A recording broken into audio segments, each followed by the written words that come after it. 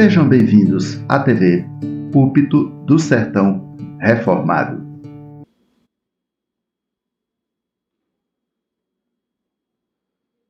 De forma bem solene, um coração bem quebrantado e contrito, queremos expressar nossa solidariedade ao nosso irmão em Cristo, Charles, de 31 anos de idade, que teve a sua vida ceifada por um assassino, também um jovem, que sofreu uma lavagem cerebral.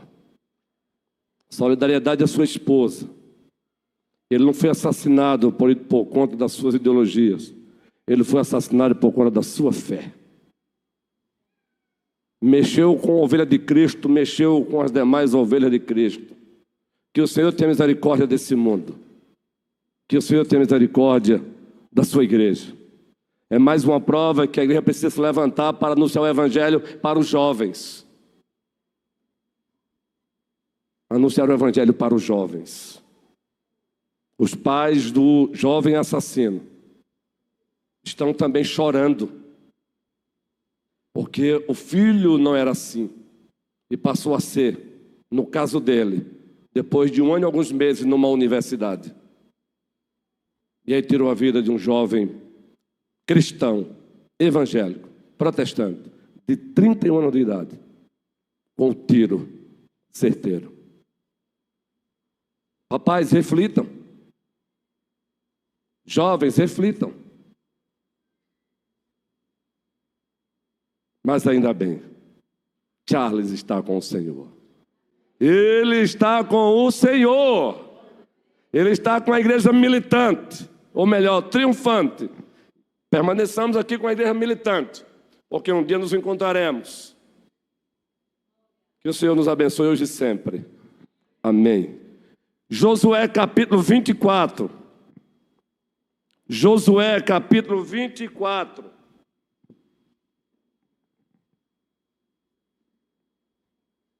E foi o Charles, mas muitos irmãos nossos estão sendo mortos em outros países. Suas cabeças sendo decepadas por conta da fé. Jorge. Acertei, Jorge? Eu acertei. Tem um presbítero aqui também que é chamado de Jorge, viu? O Jorge é presbiteriano, recém-chegado aqui na cidade. Presbiteriano, já procurou a igreja para congregar. Seja bem-vindo, Jorge. De fato, já se sinta pertencente, querendo a esta família. De direito, tem aquele processo que tu sabes, não é? Mas, de fato, já se sinta pertencente. Somos uma igreja para frequentar, muito mais uma família para pertencer. Josué 24. E como é um texto narrativo também, no primeiro momento vamos ler apenas o versículo 15, que é a chave hermenêutica de todo o capítulo. O versículo 15 é o miolo do capítulo 23 e 24. E hoje o capítulo 24, versículo 15. Vamos ler juntos? Essa afirmação doxológica de Josué é famosa, não é? E ela se encontra dentro de um contexto que vamos relembrar para vocês novamente. Vamos ler juntos? Josué capítulo 24, versículo 15. Sonoplastia abençoada, muito obrigado pela vida de vocês. Vocês são bênção. Coragem, não desistam. Prossigam oferecendo os vossos talentos e dons que o Senhor deu na sua causa. Josué 24, versículo 15. Toda a igreja, uma leitura doxológica como ato de adoração. É uma leitura hermenêutica doxológica e uma leitura também doxológica. Vamos lá? Porém, se vos parece mal servir ao Senhor, escolhei hoje a quem se vais.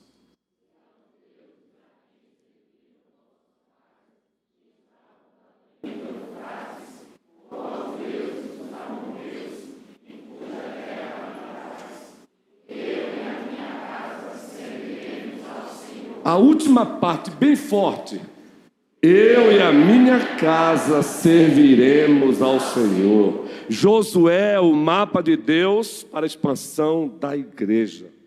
Há 8 dias aqui estivemos, por pura graça do Senhor, Débora, por pura bondade do triuno e majestoso Deus, o Santo Pai, o Santo Filho e o Santo Espírito. E a partir do capítulo 23 de Josué, que também é um texto narrativo, afirmamos aqui, com respaldo escriturístico, seja do Antigo ou do Novo Testamento, seja do Primeiro Testamento ou do Segundo Testamento, que Deus concedeu a terra que mana leite e mel ao seu Israel da antiga administração da Aliança da Graça, ao seu povo, com alguns propósitos, convergindo para o propósito maior. E um deles, relembrando, ele deu a terra para o seu povo, para que o seu povo servisse de vitrine da sua graça soberana, vitrine do seu plano histórico redentivo. Então ele deu a terra a Israel, ele levou Israel até aquela terra para que Israel servisse de vitrine para as outras nações. Era para as outras nações olharem para Israel e perceberem: esse povo existe como fruto da ação redentora do seu Deus. Segundo, dissemos aqui há 8 dias, que Deus concedeu aquela terra ao seu povo da antiga administração da Aliança da Graça. Invertendo apenas a ordem, com o objetivo de que aquela terra servisse de uma sombra do novos céus e da nova terra que ainda virão. Segundo Pedro, capítulo 3, o apóstolo Paulo, movido pelo Espírito Santo, deixou bem claro: nós aguardamos um novo céu e uma nova terra. Então o povo estava ali também, naquela terra, para que, estando na terra, a terra servisse de uma sombra do descanso em Cristo e do novo céus e da nova terra. A nossa terra que mana leite e mel perfeita. E ela não será dada quando o Jesus Cristo voltar. E o terceiro, existem outros propósitos. Deus colocou Israel naquela terra para que Israel fosse um púlpito missional. O que significa ser um púlpito missional? Para que Israel, vivendo a vida de acordo com a vontade de Deus, atraísse as nações para o Deus. Para que Israel, vivendo a ética celestial na terra, gerasse saliva, fizesse as nações salivarem de desejo pelo Deus de Israel. Por isso, púlpito missional. A existência de Israel ali, praticando a lei moral, praticando de acordo com a economia da Trindade, da antiga administração da Aliança da Graça, a lei civil, e também a lei cerimonial, que era o evangelho pregado através de tipos, de símbolos, de figuras, de sombras. Israel, vivendo assim, atrairia as nações para Deus. Sim. Êxodo capítulo 19. Vamos ler esse texto aí, Êxodo 19. Voltaremos para Josué 24, já. Êxodo 19, rapidinho.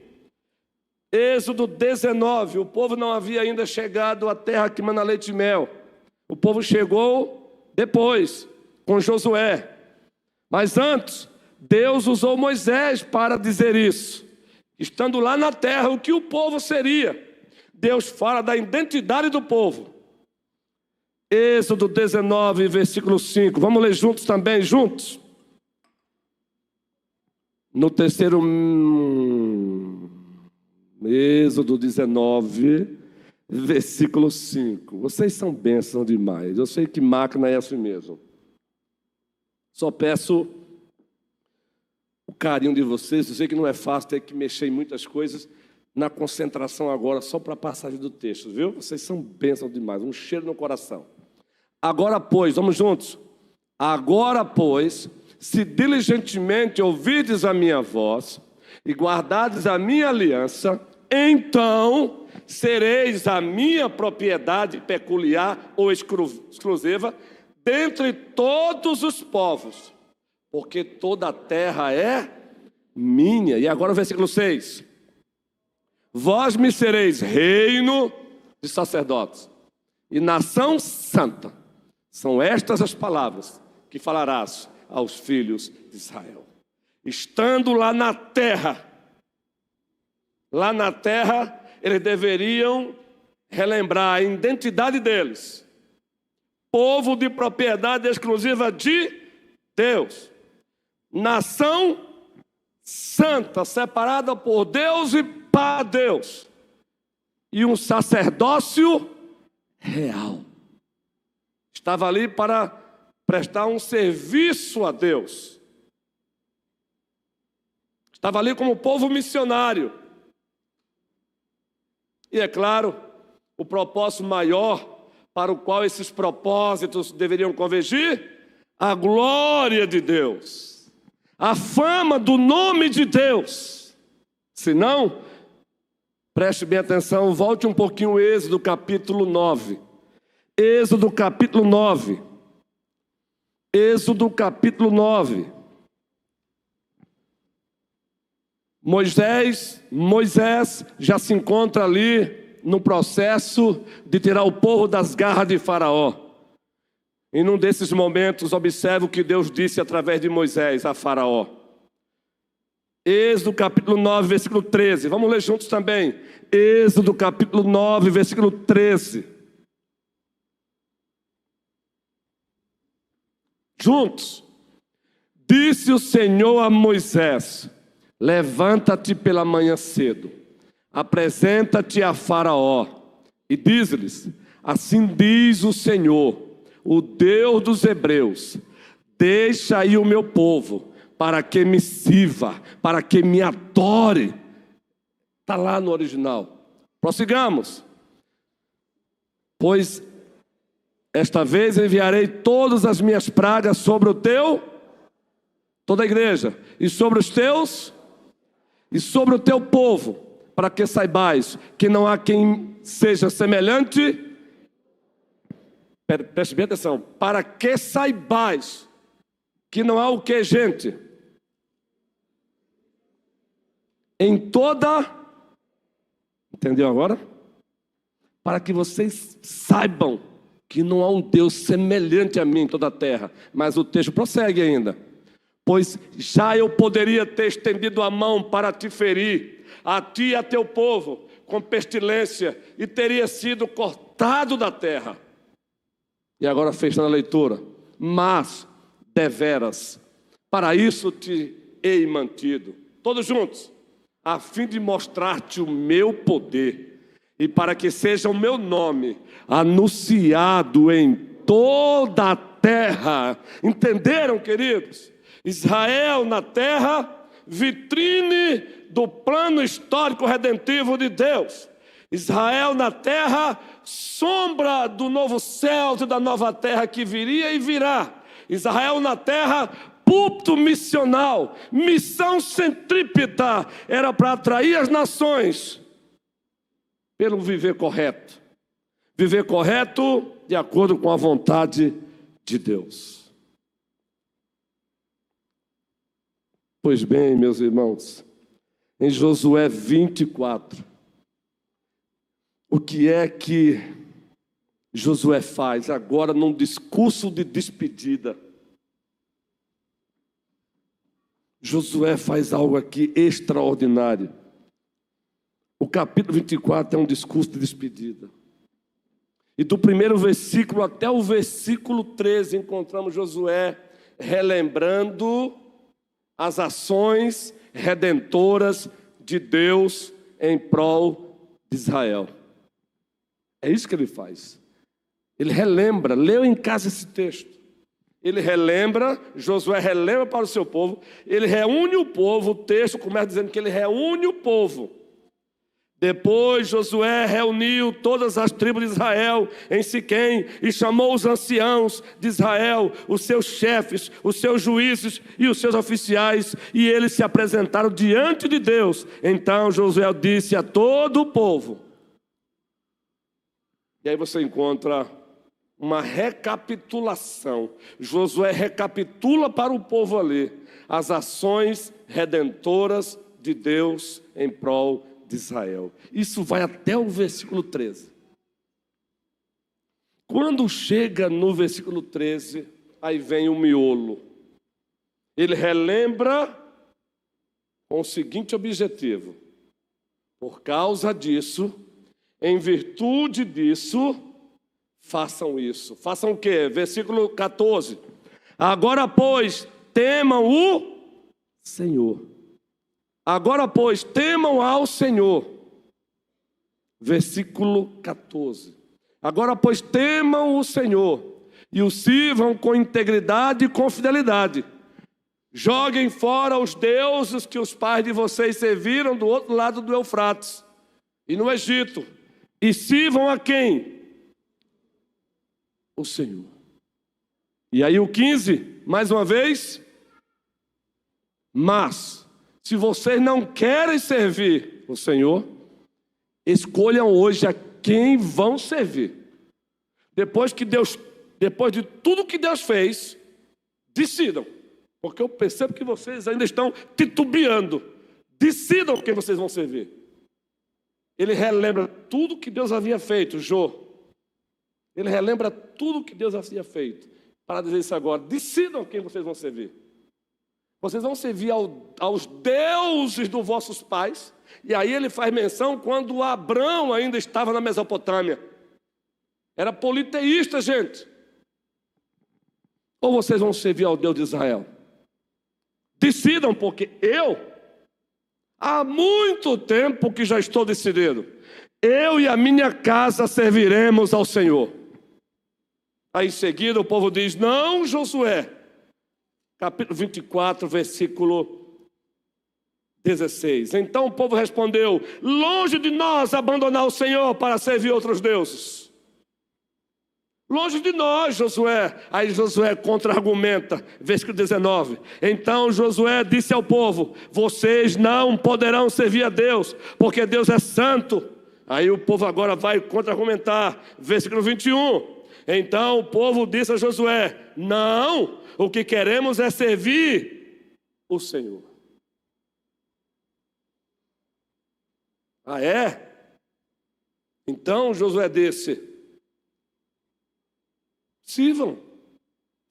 Versículo 22. Josué disse ao povo, vocês são testemunhas contra vocês mesmos de que escolheram o Senhor para o servir. E o povo no versículo 24, mais uma vez, é um diálogo. O povo disse a Josué, ao Senhor nosso Deus serviremos e obedeceremos a sua voz. E assim o diálogo se encerra.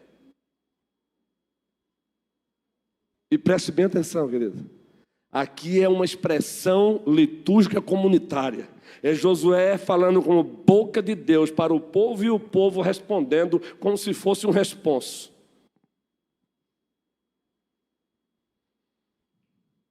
Josué como líder deixa bem claro.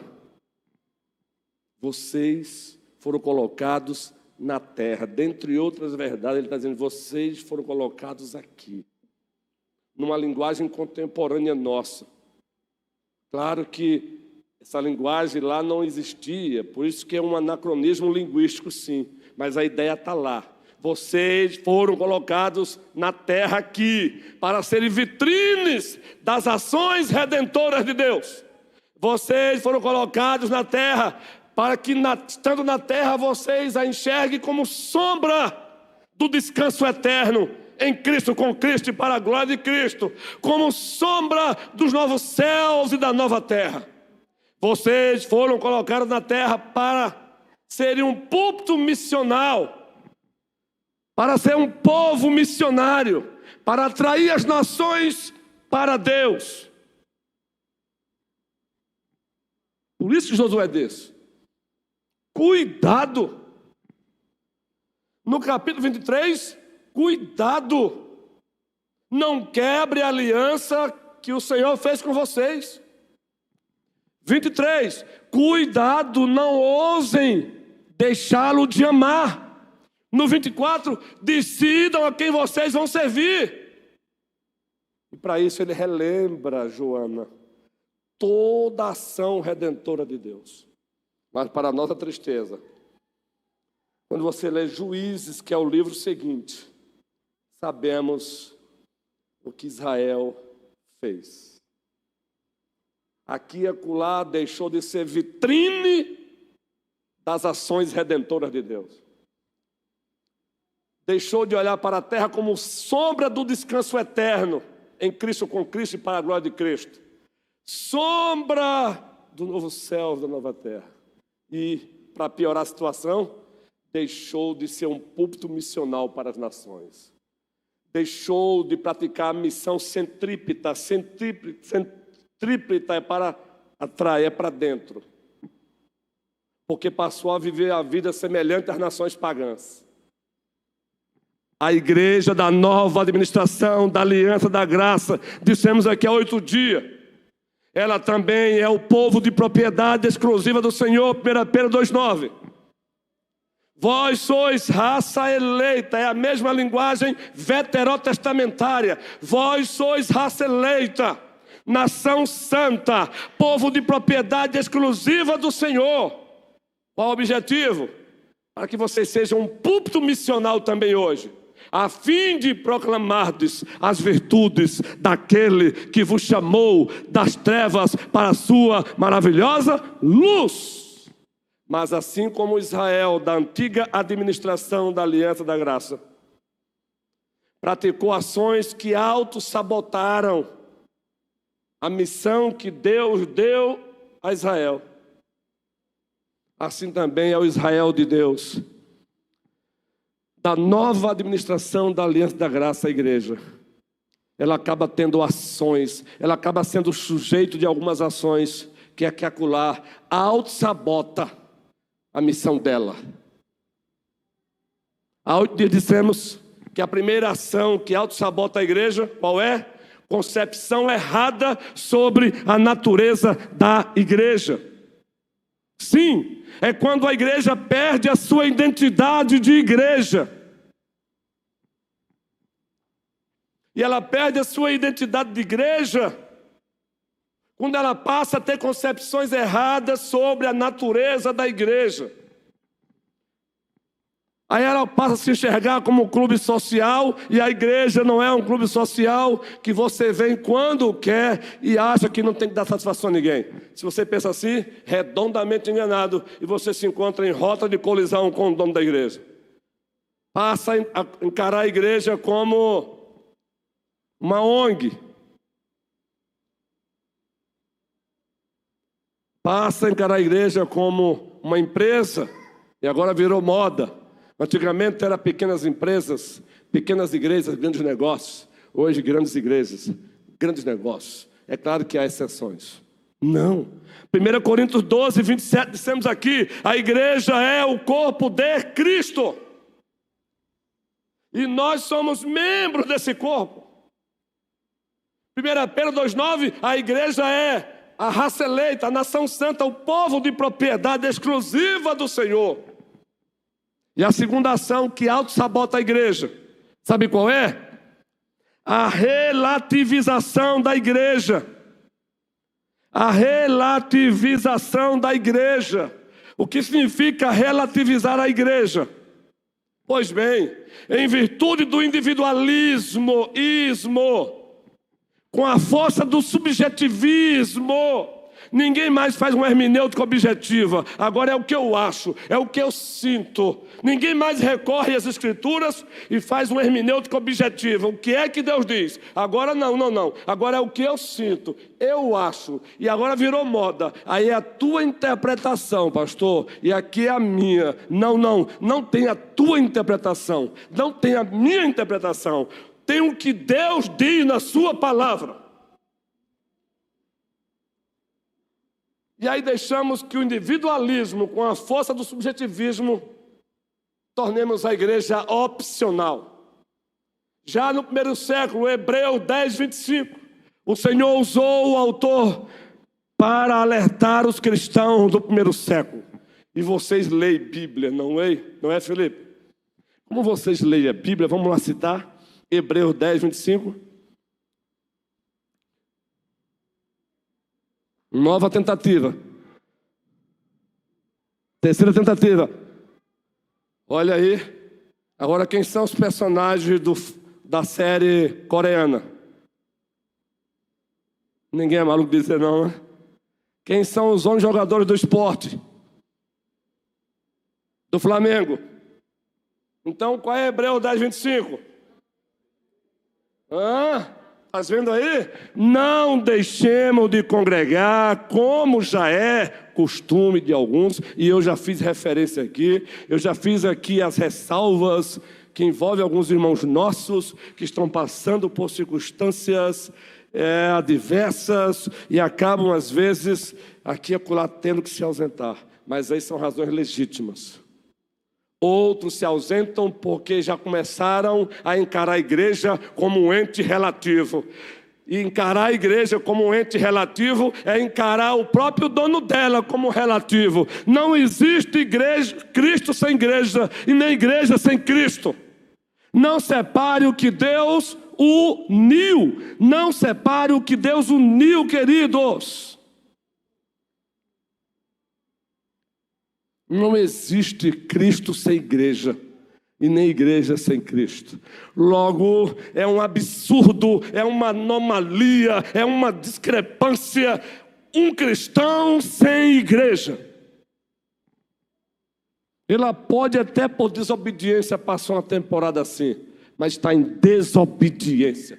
E hoje em dia virou moda. Você perguntar a um cristão, a um discípulo de Cristo, que se ausentou deliberadamente da igreja, sem razões legítimas, se ele está bem, ele responde como? Beleza, estou em comunhão com Deus. Opa! Comunhão com Deus, qual Bíblia você está lendo? Não existe comunhão com Deus quando se despreza o povo do próprio Deus. Não existe comunhão com Deus quando se despreza a família de Deus. Efésios 2,19, somos cidadãos da família de Deus. Efésios 2,19. Então essa ação, ela auto-sabota a igreja. Não deixe, discípulo de Cristo, não deixe que ninguém tente relativizar a igreja do Senhor para você. Como é que você vai ousar relativizar a igreja quando Efésios capítulo 5, Paulo se dirige aos casais? Paulo usa os imperativos da fé para dizer como a mulher deveria olhar o marido, como o marido deveria olhar a mulher. E quem é que ele evoca? Quem é que ele apresenta como referência perfeita? Cristo e a igreja. A igreja e Cristo. Mulheres, sejam submissas aos vossos maridos, assim como, igreja, eu já respondi, né? Vamos lá. Assim como, vou repetir, mulheres, sejam submissas aos vossos maridos, assim como,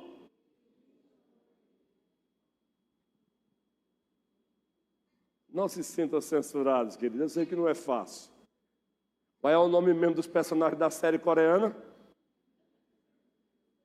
Eu não estou censurando você para assistir não, viu? Eu preciso assistir essa série um dia. Não está faltando é tempo, mas eu preciso um dia. A questão é, assim, mulheres, sejam submissas aos vossos maridos, assim como... Vale, meu Deus. Ai, ai, ai, ai, ai. Mulheres, sejam submissas aos vossos maridos, assim como a igreja é submissa a quem? A Cristo, Efésios 5:22. Aí agora é Dineia. Senhor, abençoa Nanda.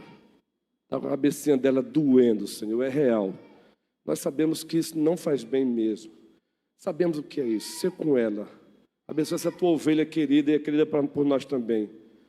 Abençoa, Senhor, no nome de Jesus Cristo. Amém.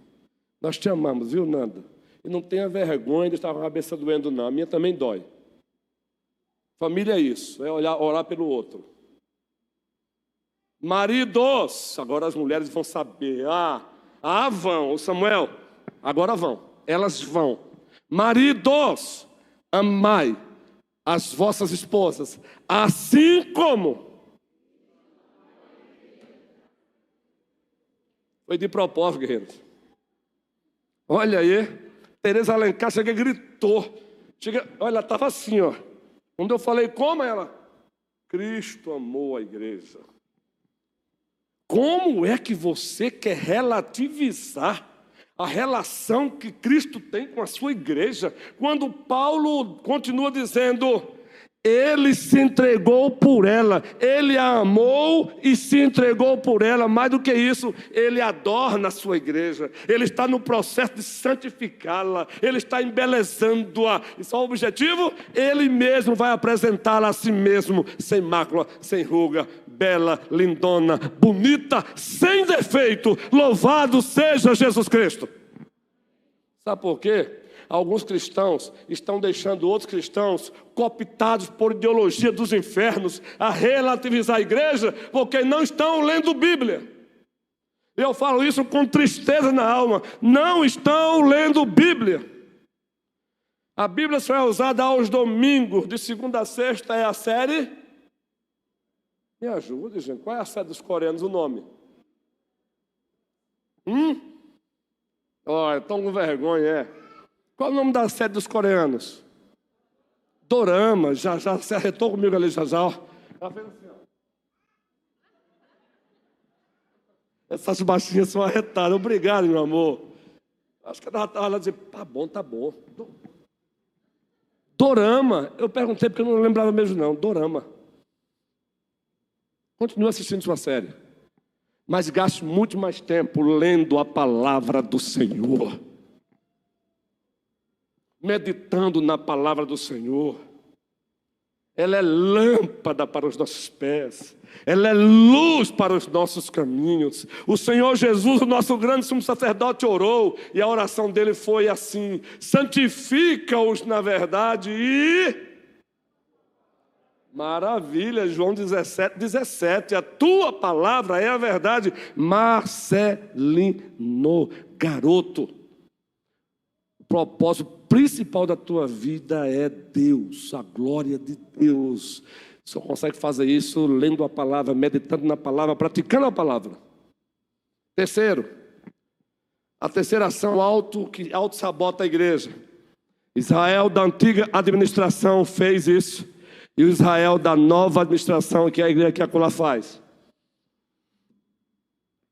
Uma coisa, essa terceira aqui é consequência, viu? A anarquização da igreja. Anarquização da igreja. O que é a anarquização da igreja? É quando os cristãos, querendo dar uma resposta aos déspotas eclesiásticos, tentando dar uma resposta às eclesiologias rígidas, mortas, engessantes, eles acabam fazendo o quê? Indo para o outro lado. Não temos que nos submeter a líderes. Aí acabam indo para a anarquização da igreja. Não, a igreja não é acéfala, ela tem primeiro a cabeça. Olhando para a igreja como organismo, a Bíblia fala que Cristo é a cabeça, é Ele que dá vida à igreja pelo Espírito Santo, mas a Bíblia também em Efésios diz que ele é o cabeça. E a ideia aí, ele é o chefe supremo e bondoso da igreja. A igreja não é acéfala. Ela não é um corpo sem cabeça. Por isso que o cabeça da igreja, ele levantou líderes para a igreja. Ele colocou ordem na igreja. Primeira carta aos Coríntios, capítulo 14, versículo 33. Desejo ler esse texto com a turma. Cuidado, viu? A resposta ao pecado não é pecado. Preste bem atenção. A resposta ao pecado do outro não é você pecar. Vamos gravar essa? Expressão litúrgica comunitária. Significa também fazer a igreja relembrar. A resposta ao pecado do outro não é dada com pecado. A resposta ao pecado do outro não é dada com pecado. Então as pessoas querem fugir do outro ponto que eu vou tratar depois no próximo sermão. Parte 3, né? Elas querem fugir de uma hierarquização engessante, burocrática, indo para uma anarquização, encarando a igreja como se fosse um corpo acéfalo, sem cabeça, sem chefe. Não, a igreja tem chefe. A igreja, me perdoe a expressão, a igreja do Senhor não é a casa da mãe Joana. Eu tenho um livro com essas expressões, as suas origens. Peço perdão porque a referência à casa da mãe Joana não é muito nobre para se citar. Ela não é a casa da mãe Joana, ela tem ordem. Vamos ler o texto juntos?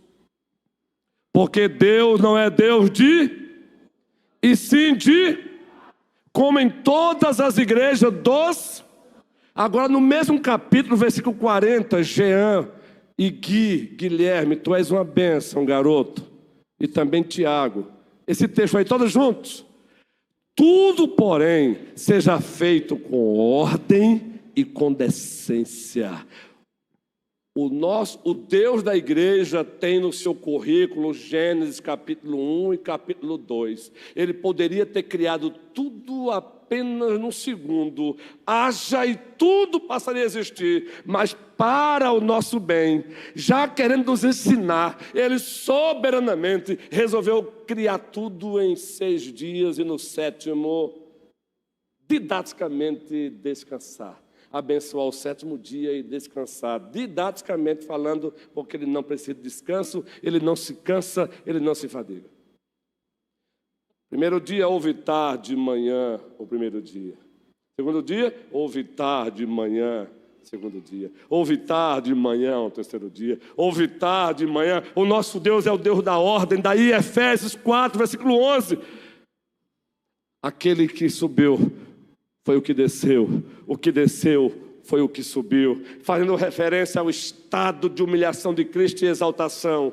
E porque ele foi exaltado, diz o narrador Paulo, ele concedeu uns para apóstolos, outros profetas, outros evangelistas e outros pastores e mestres. A igreja não é acéfala, ela tem liderança e começa com o cabeça dela, Jesus Cristo, e como consequência os seus copastores, presbíteros ou bispos ou pastores.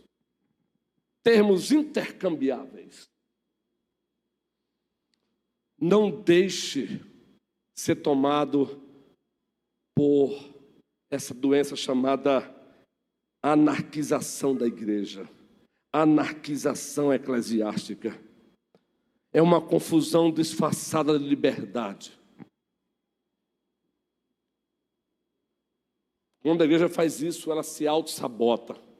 Aí ela deixa de ser, por algum momento, ela deixa de ser vitrine das ações redentoras de Deus, da sua graça. Ela deixa de olhar aqui a terra e perceber que já estando no descanso que é Cristo, ainda assim aguarda novos céus e a nova terra. Ela deixa de ser púlpito missional. quando ela se auto-sabota praticando a anarquização. Cuidado com as conversas, alguns tipos de conversa no pé do ouvido. Exemplo de anarquização da igreja no Antigo Testamento. Moisés manda quantos espias espiar a terra? Dorama, massa. Quantos espias espiando a terra? 12. Quem mandou? Moisés.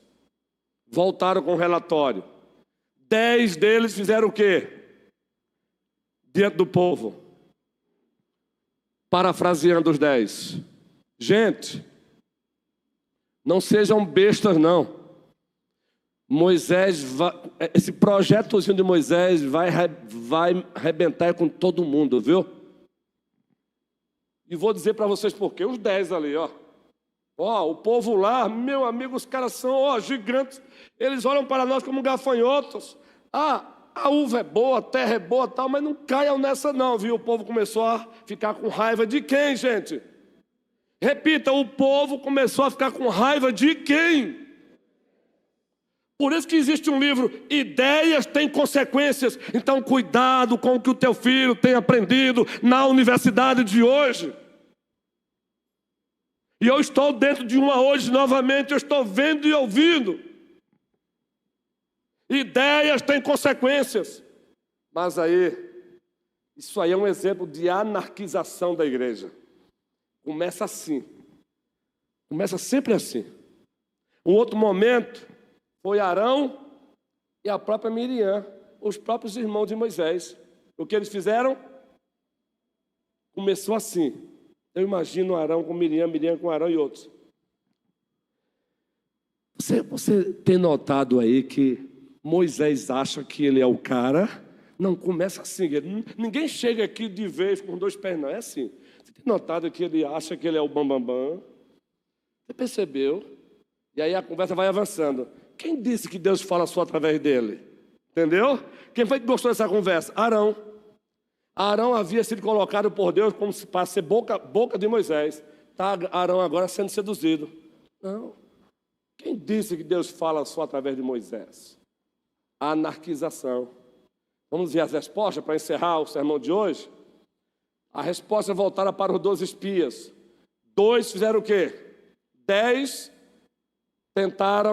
tentaram gerar revolta do povo contra Moisés. E por um bom tempo conseguiu. Diz o narrador que começaram a sentir vontade de matar Moisés. Aí 2 homens se levantam. Inclusive um deles está aqui num discurso de despedida. Um deles se levanta. Mas qual foi o outro? Caleb. Josué e Caleb. Deus vai sempre levantar os Caleb e o Josué. Pode ser um homem ou uma mulher. Alto lá. Ninguém aqui vai tocar em Moisés, não. Escutem-nos. De fato, os homens de lá são gigantes. De fato, a terra mana leite e mel. Mas o Deus de Moisés disse que iríamos e conquistaríamos a terra. Louvado seja o Senhor. Ainda bem que ele vai sempre levantar os Josués e os Calebes, seja um homem ou uma mulher, para socorrer os Moisés na liderança da igreja do Senhor. Isso é anarquização da fé. E quando a igreja faz isso, ela auto-sabota a igreja.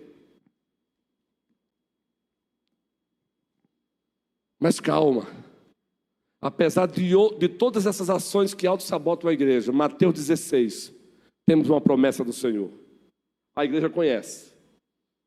Uma igreja que assiste dorama, conhece Mateus 16. Quem diz o povo ser o filho do homem?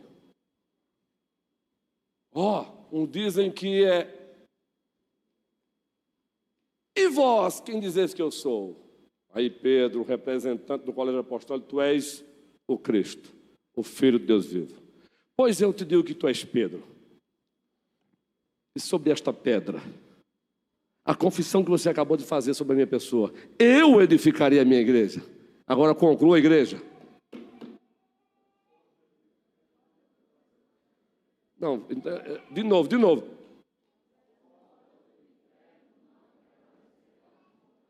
Eu sei que já está todo mundo com fome, eu também. De novo.